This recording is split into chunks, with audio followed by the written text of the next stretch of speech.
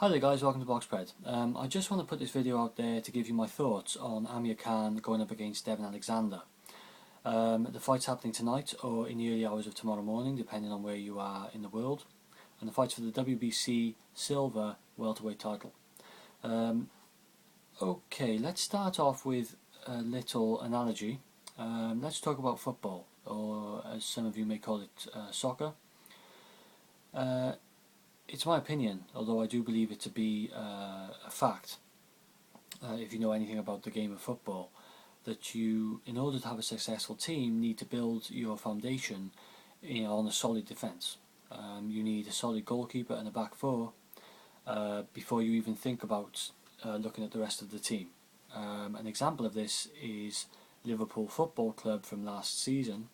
They finished second in the Premier League, one of the best attacking teams, one of the worst defensive teams, and I think it proved that season with that particular club that no matter how well you can attack, you will always be vulnerable to losing and not quite making the grade if your defence is not up to scratch. And I think that we can apply this to boxing. I think it's exactly the same thing.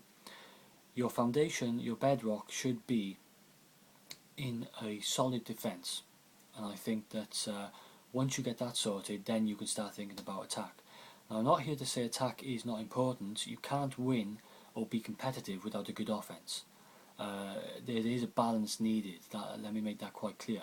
However, I really want to here highlight the importance of defence, and it brings me to this fight, and it brings me to Amir Khan in particular, because he's always lacked that foundation of a solid defence. But at the same time, he's also had an outstanding natural offence, and that has been honed and even promoted by his affiliation with Freddie Roach, who's a fantastic offensive trainer.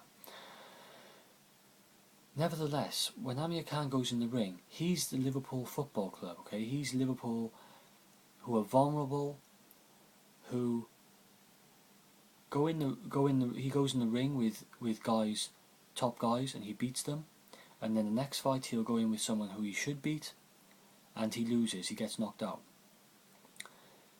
He's inconsistent, just like Liverpool Football Club, inconsistent. Therefore, you can't bet on the guy. You're always wondering what's going to happen in this fight. Is he going to get caught, or is he going to run away with the fight on points, or is he even going to stop the guy? You know, what's going to happen? And it's not necessarily with Khan a case of which Khan is going to turn up, because he always turns up and gives a good fight. You know, he's always got heart and spirit. You know, some guys are all over the place. You can never tell whether they're going to fight with heart or not. But with Khan, there's never a question of that. It's just a question of, will he get caught? Will his defence, his defensive frailties, you know, will they tell in the fight? Will he become a cropper? And let's make this clear as well. Defence in boxing is, you know, that's implemented during an attack as well. The two are quite fluid. You know, they're not two separate things all of the time. And I believe that although he has shown some sort of slight improvements, or an attempt to improve under Virgil Hunter in the defensive side of things, I would like to see some more things from Khan, some more things implemented in his attack while he's attacking, that not only allow him to still use his advantage of his positive attacking abilities, but also reduce the risk of him getting caught. And here I'll just briefly mention someone who does a very good job of this is Guillermo Rigondeaux. He attacks with little risk. Okay, so he's pretty much unbeatable in his division. He's one of the pound top fighters. But something very basic that he does is he doesn't really have a jab, Rigo. What he does is he uses his jab as sort of like a pouring distance finder. But it's not just that, it's actually keeping the lead hand of his opponent occupied. So while they're occupied with that hand, he'll go up top with a jab. But it's a bit more than a feint, but it's more of like a fake jab. He's not looking to land it. He's not looking to be accurate with it. He's just looking for it to be um, to be a nuisance, to be a disguise. Okay, a disguiser. He'll throw a jab up top, but he'll very quickly follow it with a power hand to the body. Okay, and it's very effective because his opponent is preoccupied, fully occupied with that lead hand. They think a jab's coming in, they go into defence mode, but they go defending up top, and he comes in low, and their body is exposed. He can land a clean shot. That's the type of technique you use to preoccupy your opponent, so that you're able to use your attributes, to use your physical, your offensive gifts with minimum risk. And that's something I'd like to see Khan do more of, to lead up top with a jab, okay, and then to come to the body straight with the power hand.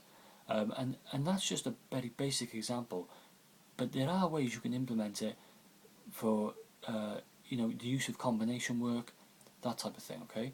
Because Khan throws pretty good, extremely good combinations, in fact, at very good angles. But the problem he's had in the past is he's not set them up very well, and he's not disguised them very well, okay? And I mentioned in some of my previous vids, when talking about Amir Khan, what I'd like to see him do is throw less punches in a combination. And that's where you start, because Rigo will throw like one shot there to the body, but it'll land, and it will be a point scoring punch, and it will catch his opponent off guard, and it will dishearten his opponent. And obviously there's far more to it than that, but it's just a very basic example of something I feel that Khan could start, begin to implement into his offensive game, that doesn't make him have to sit back and defend or focus on purely on defence. It's a way of defending while you're attacking, and it takes a pretty good counterpuncher to actually negate the distraction and actually counter your secondary manoeuvre. So I hope that I gave that my example there clear to you guys. It's why guys like Rigondeaux are so rare and so brilliant, because although it's something very simple, when you actually explain it and break it down, it's actually very rare in boxing, and it's actually very complex in boxing terms, because not a lot of guys are doing it on that level. So setting up your punches really can be a great way of using the defence while you're attacking, and to actually prevent a counter attack. And going back to football, if your defence doesn't get carried away, they maintain a good line across the pitch. They let the attackers get on with it, and they always are wary that there could be a counter attack. If their positioning is good, then counter attack, you're going to be less vulnerable to conceding from a counter attack. And the more fluid and coherent your defence and attack are in football, as in boxing, the more successful and balanced your side is. And that's the more successful teams have a very good balance. Just finally, because I haven't really spoken about this fight, I've been going for 8.5 minutes. I haven't really spoken about this fight in particular as such. I've just briefly mentioned Amir Khan. Let's look at Devon Alexander. For me in this fight, the problem Devon Alexander has is I don't think the guy has a lot of power. He's very vocal in fights. When he throws a punch, he makes a lot of noise, but he doesn't actually have a lot of power, in my opinion. The question is, does he have enough power to hurt Khan? That's questionable, because we've seen Khan hurt in the past from very ambiguous punches. And I think that that question is open. I don't see. He does have hand speed, but I don't think he's got hand speed like Khan. I disagree when people compare them like that.